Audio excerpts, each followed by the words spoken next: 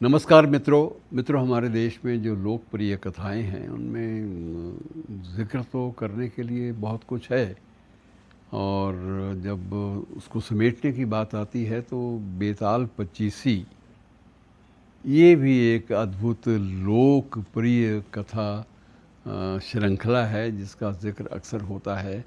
और जब भी बेताल कथाओं की बात होती है तब भी इसी पे चर्चा केंद्रित रहती है कि ये बेताल कथाएं और ये बेताल जो पच्चीसी ये क्या है, इसको भी जान लेना चाहिए।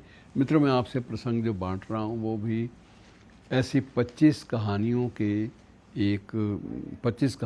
एक श्रृंखला पर आधारित है, जो मूल रूप से संस्कृत में सामने आई थी और उसके बाद उसका जो अनुवाद है न केवल हिंदी बल्कि अंग्रेज़ी भाषा और अन्य अनेक विदेशी भाषाओं में इसका अनुवाद भी बाकायदा सामने आता है। और बाकी भारतीय भाषाओं में तो अनुवाद लगभग हर भाषा में इसका मिल जाता है। और ये जो उसकी जो रचना है इसमें ये कहा जाता है कि एक राजा सातवाहन थे, सहस्रवाहन भी कहते हैं, राजा सातवाहन, उनके एक मंत्री थे गुणाढ़। तो ये गुणाढ़ थे जो मंत्री महोदय, इन्होंने इसकी रचना की थी सारी ग्रंथ की, बेताल पच्चीसी की, जिसमें 25 कथाएं जो है वो दी गई हैं।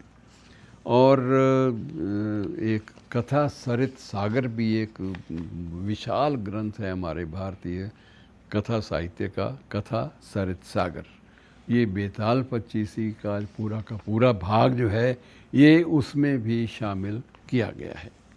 और इसमें सबसे बड़ी बात ये थी कि ये रोचक कहानियाँ सिर्फ दिल बहलाने का केंद्र नहीं है, बल्कि इनके बाकायदा इसमें एक तो ये है कि न्यायप्रियता की बात जो है, तत्कालीन राजा विक्रमादित्य की न्यायप्रियता, उसके प्रसंगों पर सारी की सारी केंद्रित हैं। ये बात भी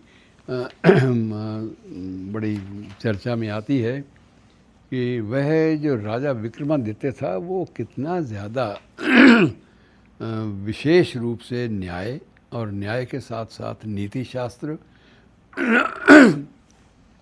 वह विशेष रूप से न्याय और न्याय के साथ साथ नीति शास्त्र और दार्शनिक चिंतन के बारे में कितना ज़्यादा वो केंद्रित रहा अपने पूरे जीवन में, ये इस बात का भी उल्लेख इन कथाओं के माध्यम से मिल जाता है। तो जो प्रसंग है इसका आरंभ ऐसे ही होता है बड़े सीधे ढंग से कि एक साधु महात्मा बिल्कुल खड़े हैं वृक्ष के नीचे और वो एक ही टांग पर खड़े होकर तप कर रहे हैं। तो राजा विक्रमादित्य अपने अश्व पर सवार होकर, अपने घोड़े पर सवार होकर उधर से गुजरते हैं। और जब एक तपस्वी इस रूप में सामने आए तो राजा अपने सारी बातों को भूलकर अश्व से नीचे उतरकर उनको प्रणाम करते हैं। और प्रणाम करने के बाद प्रश्न भी करते हैं कि महाराज, मैं आपसे क्या आपके लिए क्या मैं कर सकता हूँ, मुझे आप आदेश दें, मैं आपकी किसी भी आदेश की पालना के लिए तत्पर हूँ, क्योंकि मेरे मन में ऐसे तपस्वियों के लिए गहरी श्रद्धा का भाव है। तो वो साधु ने कहा कि भाई एक बेताल लटका हुआ है एक वृक्ष के ऊपर, मैं चाहता हूँ कि उसका जो शव है वो एक शव जो है जिसको हम बेताल कह लेते हैं, अब शव जो है उसको ले आओ ताकि उसकी जो गति हो सके, वो एक मृत दिवंगत आत्मा किसी की भी है तो वो शव का जब तक पूरा संस्कार नहीं होगा तो वो आत्मा भटकती रहेगी।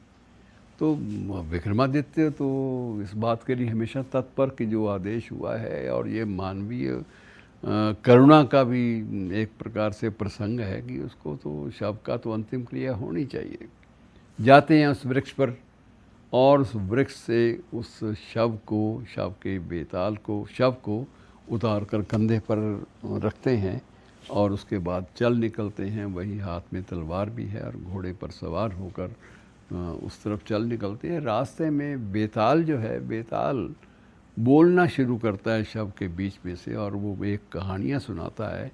वो कहानियों का अंदाज़ तो यही है कि राजा, कहीं आपकी यात्रा जो है वो रुचिकर बनी रहे, आपको नींद ना आने लगे, आप ऊब ना जाएं, इसलिए मैं आपको एक कहानी सुनाता हूँ।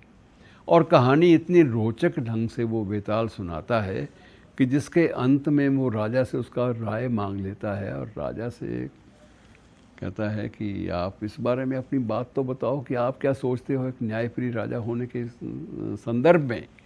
तो विक्रमादित्य बोलकर अपनी वाणी से उसकी उस जिज्ञासा को शांत करने का प्रस्ताव भी प्रस्तुत करता है। लेकिन उस वक्त विक्रमादित्य ये भूल जाता है कहानी की उस रौ में, कहानी के उस प्रभाव में, कि उसने तो वचन दिया था कि वो चुपचाप खामोशी के साथ जाएगा और बेताल को कंधे पर रख कर ले आएगा, लेकिन अब तो उसको बोलने पर मजबूर कर दिया गया। तो ऐसी कहानियाँ जो हैं, ऐसी ये 25 कहानियाँ हैं मित्रों।